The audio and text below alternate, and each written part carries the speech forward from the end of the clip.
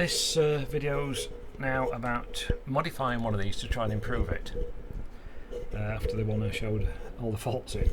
At the moment I've got this connected to the left channel on the Focusrite interface and an MXL 603S on the right channel, aimed roughly towards my face to try and reduce the background noise from the CPU fan a bit, because the phone mic's got a tendency to pick that up rather badly and I have to use a lot of noise cancellation, which causes a bit of distortion.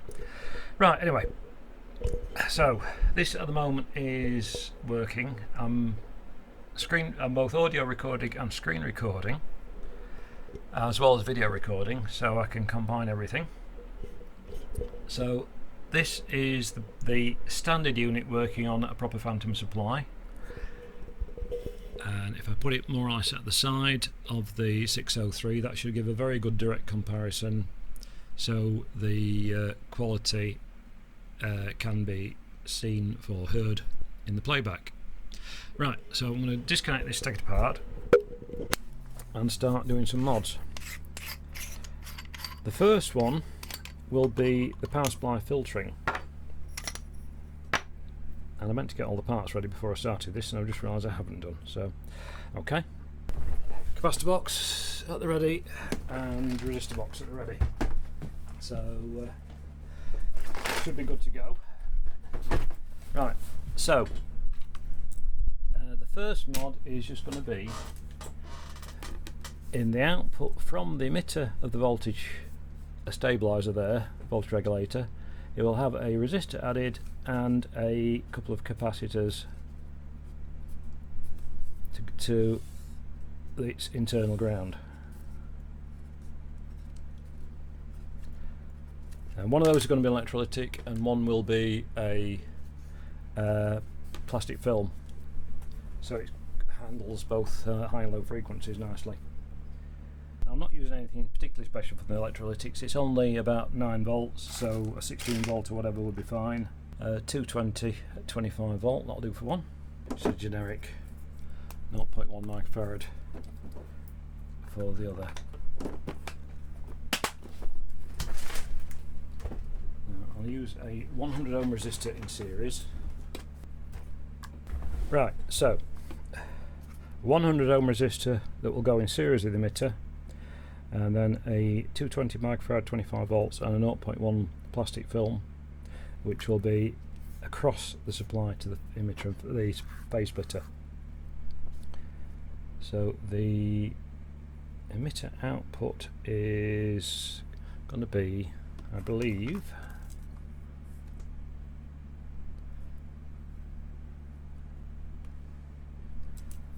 that pin on the transistor there, which goes through to, it's all good fun at metering time.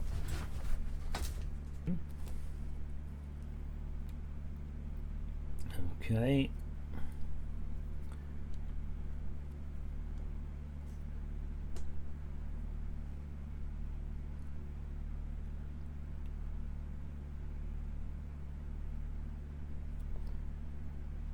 Straight to the power supply. Right, okay.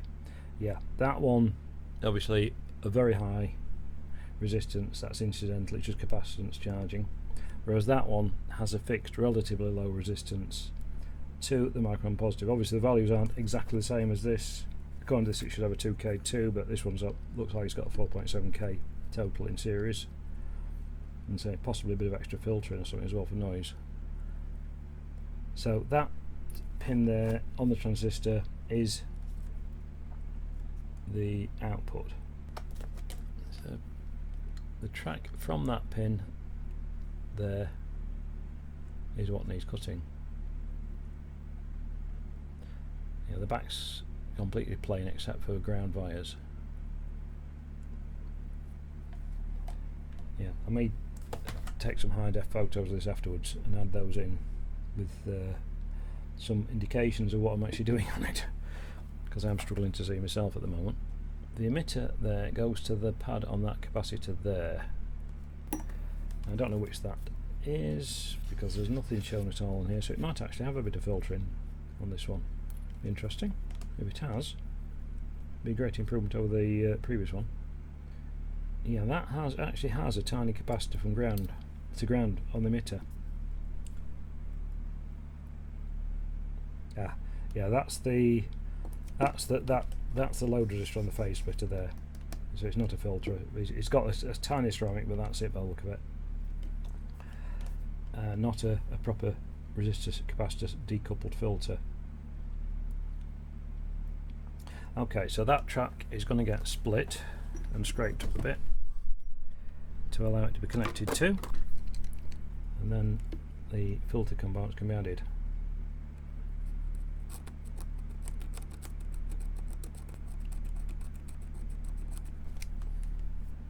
Now there's a lot of space on the back of these, so it would be neater, if practical, to put the big electrolytic on the back, or the relatively big electrolytic on the back, or possibly both. But again, this is a different board to the previous one. This is a ground plane on the back, which means it will need clearance holes around the through holes as well. Just something to be aware of. So that's that track nice and clean.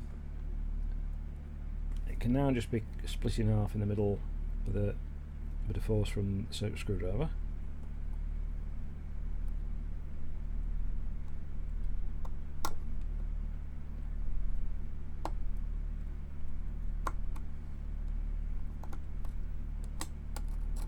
Just make sure there's no burrs pushed up that could short anything else. But that's now got a break in it.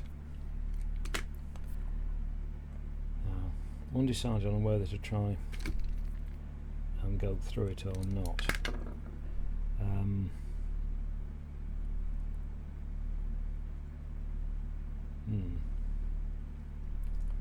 Now I think what I'll do is use a link wire to the filter capacitors. Put the caps on the back anyway. But rather than trying to drill through, because obviously that's going to be harder and it's going to be more difficult for people to do, I'll put the resistor on this side, just with carefully folding the leads, and I'll put the capacitors on the back just with a short white link round to it. So I'm going to fold the resistor to try and get the lead spacing down small enough with the leads parallel,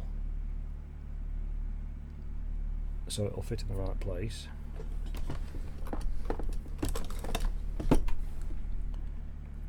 And just trim one to start with, and the other one I'll leave a little bit longer than I finally want it, and bend the end up so I've got something to hold whilst I position it.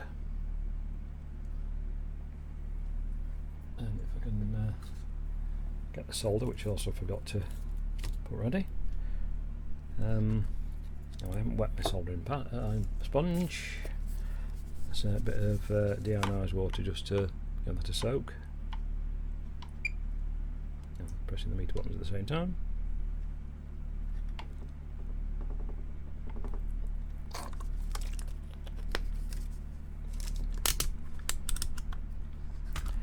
Right.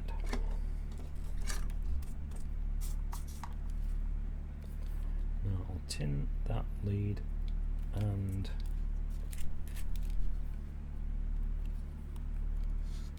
the two bits of track, or at least that one. Now I'll just tin the one nearer the transistor first and see if that will fit nicely.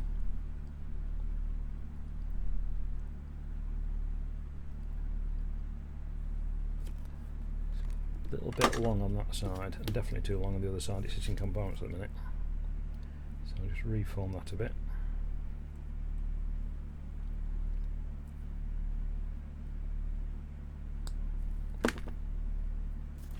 Could actually drop a surface mount resistor straight across the two ends if you had a suitable one, but again, conventional components are commoner, and most people are more likely to have them, so I'll try and stick with those.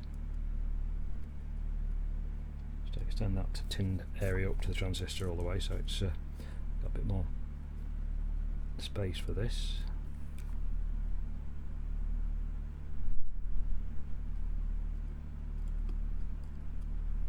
Okay, that end is joined in. Now I think it's going to be tight, but I think it'll just go. Split the other end now, just leave a short stub at the side of the resistor, fold it back in. Now I've got to get that end down, and it's against a component, but I've already checked that that component is connected to the track I'm soldering to, so it shouldn't be a problem.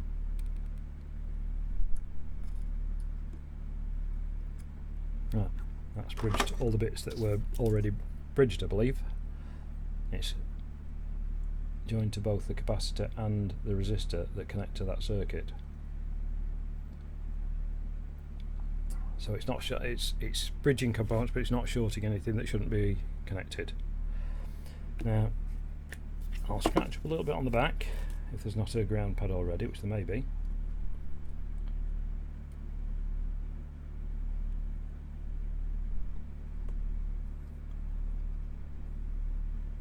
It does actually look like that pad for the other component there is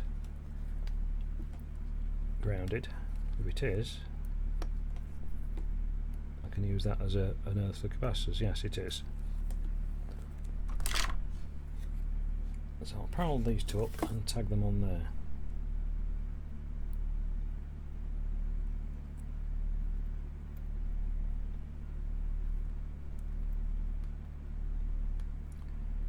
Attach the plastic film onto the electrolytic first, so I'm only dealing with two connections.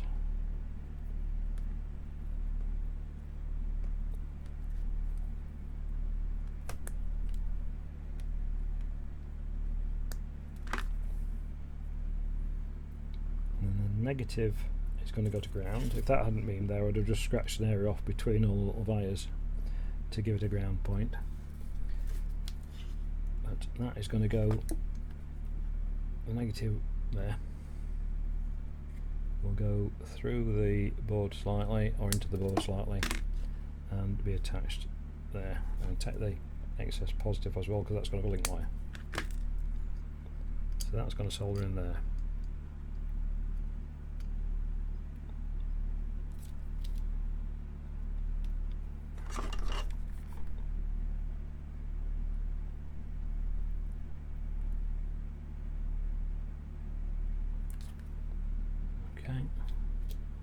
That's flowed in nicely and bonded the two capacitors as well. I'll just give that a bit extra. Okay, a bit of wire, that's just a bit of thin stranded.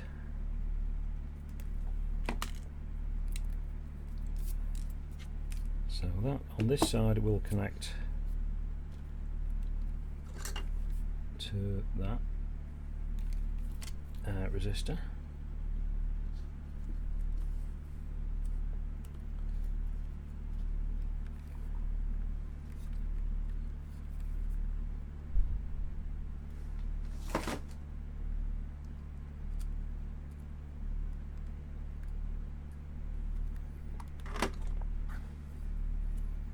And that will go through to the other side, or round to the other side, and link to the capacitor.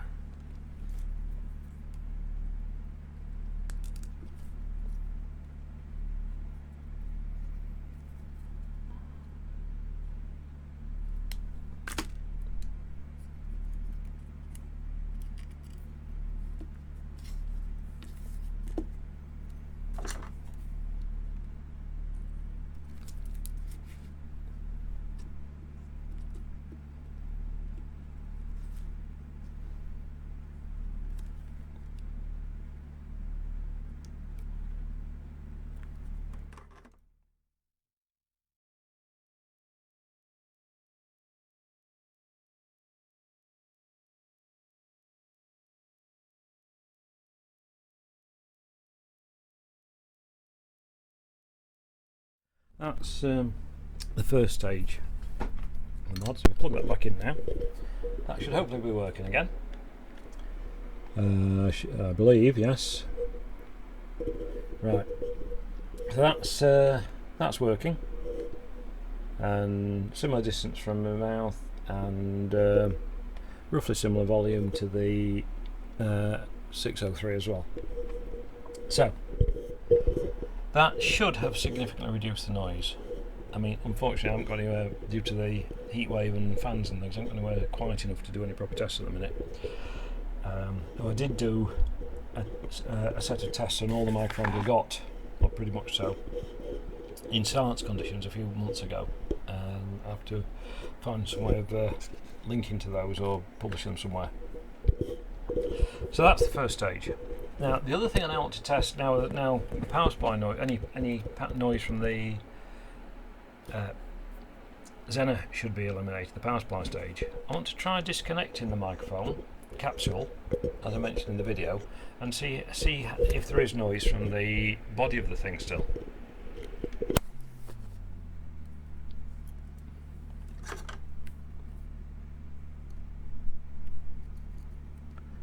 Right, so that has now got no connection to the actual microphone that should be the only thing that pick up sound. So what happens?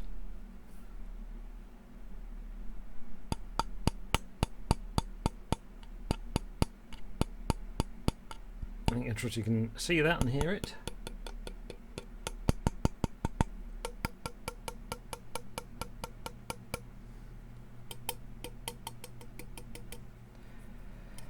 Doubt if it's any legible audio. I doubt. No, obviously it's not picking up actual sound, or not significantly, if I'm actually holding it close to my mouth and talking at it, but handling noises and physical vibration, it picks up like crazy, and that is down to those capacitors. If I can tap on those directly, I don't know which one to do. They're not too bad. Well, yeah, those before the output drivers, definitely a bit. Well, yeah, you can see spikes coming on those. Yeah, that's the problem with the capacitors. Yeah, you can see it's quite massive output just from very, very light touching on that. So I'm thinking 2 of those in that area, the very small ones between the 2 transistors there, are the input. Out of sight, sorry, the phone's got knocked. Are these input ones? Then the 2 larger ones there are likely the coupling ones to the output stage, and I think these are probably a bit of RF filtering, so they're probably fairly low value. They're probably not too bad. I don't think they were particularly up much. It's the high value and the early stage coupling ones where the multi-layers that are the problems.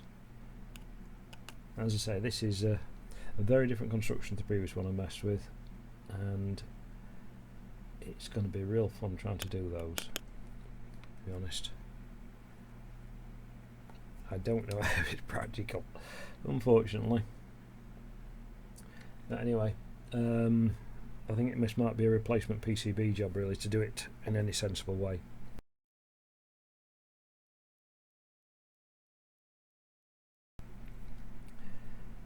Those are so small, I'm not going to be able to film. I mean, I've got the same capacitors I used on the previous one.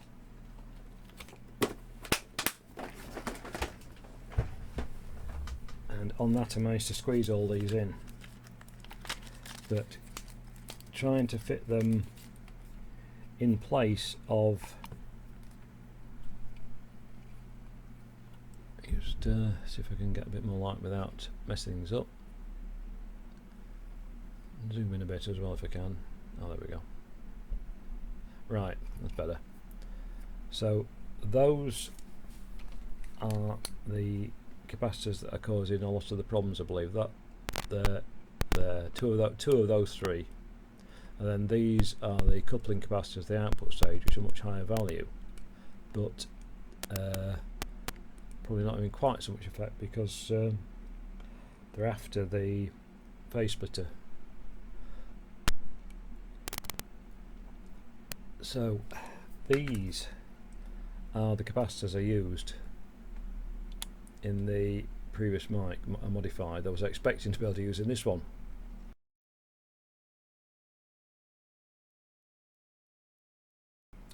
And you see there's a little bit of difference in scale proportion there. I don't see how I'm going to get two of those in that position